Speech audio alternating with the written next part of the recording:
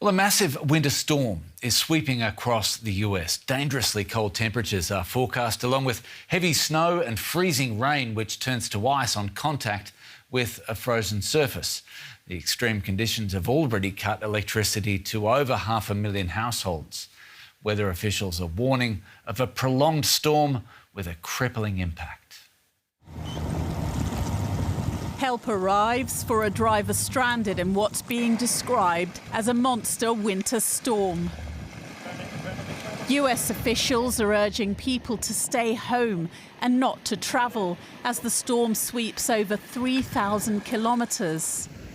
From southern states like Arkansas and Tennessee towards Washington, D.C. In Oklahoma City, teams were working non-stop to clear the roads and highways before the worst of the storm hit. We'll just keep going around the clock, and as the snow falls, we'll continue to plow.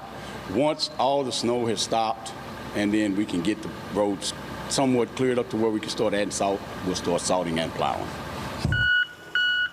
Temperatures are plummeting in states that usually experience relatively mild winters.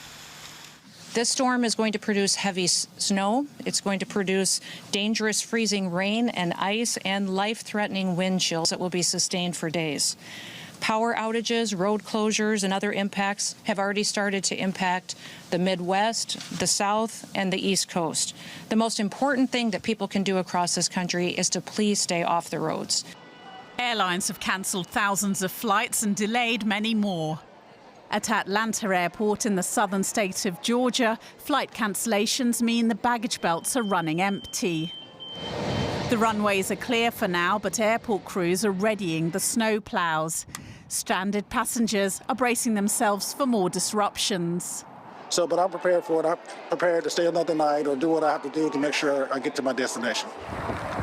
Despite the serious warnings, others are taking the snowy conditions in their stride and making the most of the snow. Right, meteorologist Matthew Cappucci is in Grenada, a small town of Mississippi, and as you can see, is sitting in the dark. Matthew, my first question, Storm Fern talked a big game. Has it delivered?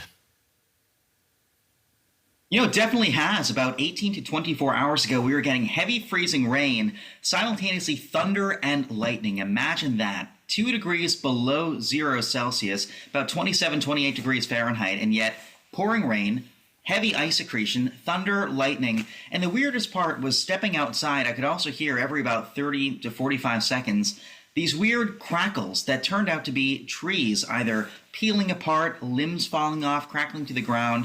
The tree damage is very widespread, especially across the Interstate 55 corridor in northern Mississippi. Oxford, where I was just 36 hours ago, very hard hit. Grenada, very hard hit. I took a little tour today, and the roads are virtually impassable.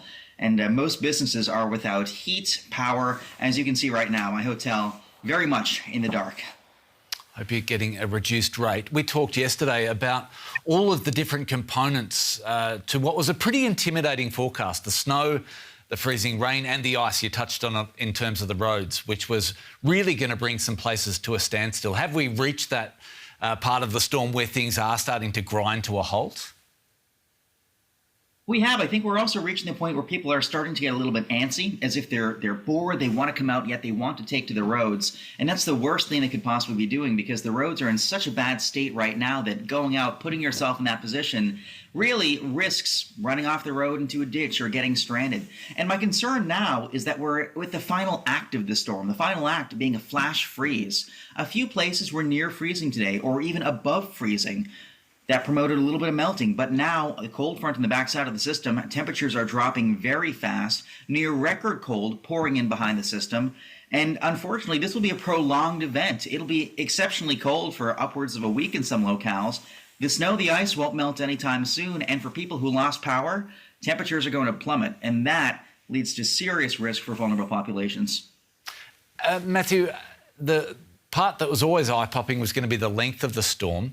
As to the places suffering the most as we see it now, where are your eyes drawn now and in the coming days? Where are people having the toughest time?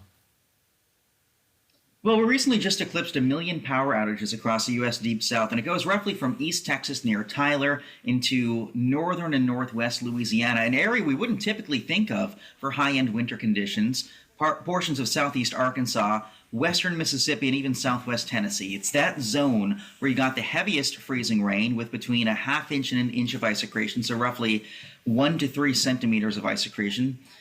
And that's also the zone where the coldest temperatures relative to average are going to be. And so that's really the zone where I think we'll have long-lasting impacts that will not go away anytime soon. Meteorologist Matthew Cappucci in Mississippi. Thanks so much. Stay warm. Thank you.